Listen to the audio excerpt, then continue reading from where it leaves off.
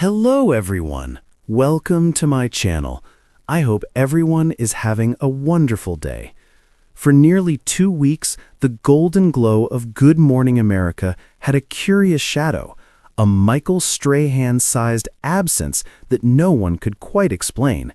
He wasn't on assignment, he wasn't on vacation, he simply wasn't there. At first, fans assumed it was a quick break. Michael deserved some time off, they reasoned.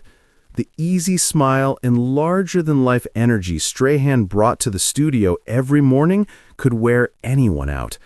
But as the days passed, and the chairs shifted, but not his, whispers started to stir. Where's Michael? Robin Roberts kept her smile steady. George Stephanopoulos remained composed, but it was impossible to ignore the emptiness on set. The usual chemistry had a missing note, a silence louder than words. Twitter did what Twitter does best: speculate. He's leaving GMA. He's working on a secret project. He's training for another comeback, Strahan 2.0, NFL reboot. But none of those theories explain the complete radio silence. No posts, no tweets, no offhanded comments from his colleagues. Nothing. Then came the note. On a crisp October morning, just as Amy Robach wrapped up the segment on fall recipes, the camera briefly cut to Strahan's empty chair. But now, there was a single envelope on the seat, a golden M embossed on the front. The camera quickly cut away. No one acknowledged it, not on air at least. But backstage, chaos simmered. Was that a mistake? Did someone put that there on purpose? Did Michael send it? Producers huddled in corners, interns whispered by the coffee machines, and by the next morning, #Strahan envelope was trending worldwide. Then came just before Friday's show. Robin stepped onto the set earlier than usual. No lights, no teleprompter, just her and the empty chair. She looked into the camera, voice softer than usual.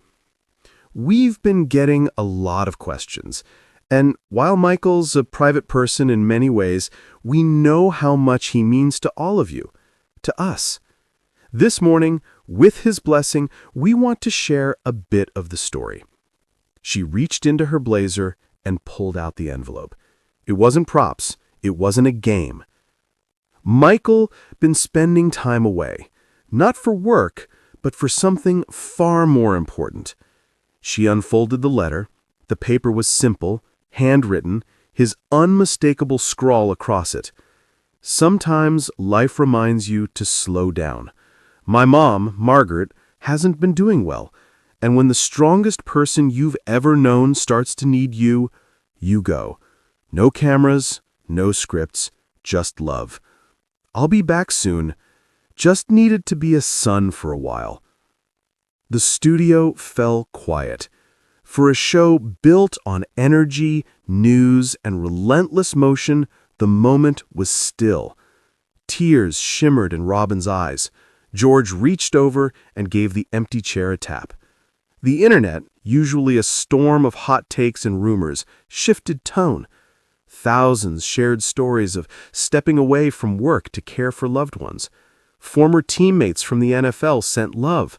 Celebrities posted throwback photos with messages like, "Take your time, Big Mike." And on Monday, the chair was still empty, but this time, no one asked why. They knew.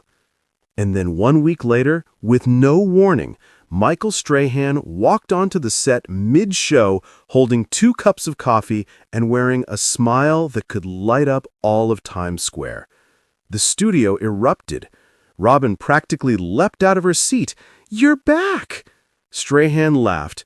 "You think I'd let you guys have all the fun without me?" And just like that, the silence ended, not with an explanation, but with presence, with warmth, with family.